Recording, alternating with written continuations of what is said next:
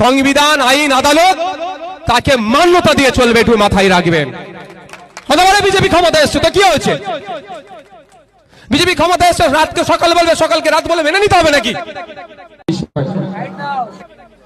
কুরবানি বিষয়ে 1950 সালে একটা আইন হয়েছে। সে আইনে বলা আছে 6টা সম্ভবত পশুকে উল্লেখ করে যে এই পশুগুলো এস দেওয়া আছে, এর ওপরে জবা করতে পারবে, পশু বলি দিতে পারবে, কুরবানি দিতে পারবে, তার নিচে পারবে না।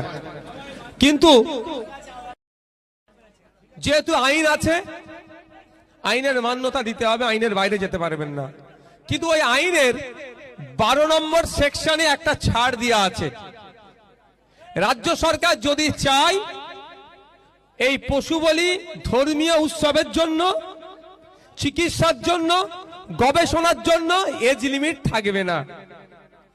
সেই 12 নম্বর সেকশনটাকে সামনে রেখে আমি রাজ্যের মুখ্যমন্ত্রীকে চিঠি করেছি দুটো কারণের জন্য।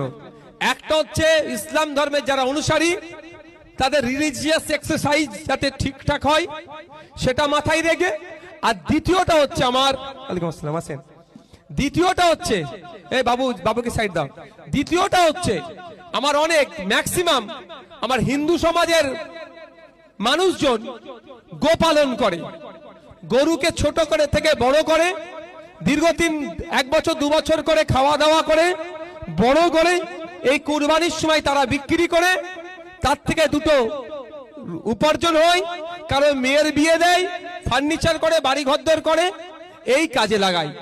কিন্তু এইবারে রাজ্য সরকার যে কঠোরতম অবস্থান নিচ্ছে, ফলে আর্থিকভাবে ক্ষতিগ্রস্ত হচ্ছে আমার হিন্দু সমাজের ভাইয়েরাও।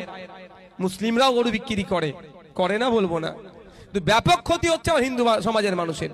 সে কথা মাথায় রেখে আমি এই চিঠিটা করেছি। তারপরেও বলবো, এখন সোশ্যাল মিডিয়াতে ব্যাপক আকার ধারণ করেছে, মুসলিম সমাজের মানুষরা বলছে আমরা এবারে গরু জবাই করব না, প্রতিজ্ঞা নিয়ে নিয়েছে।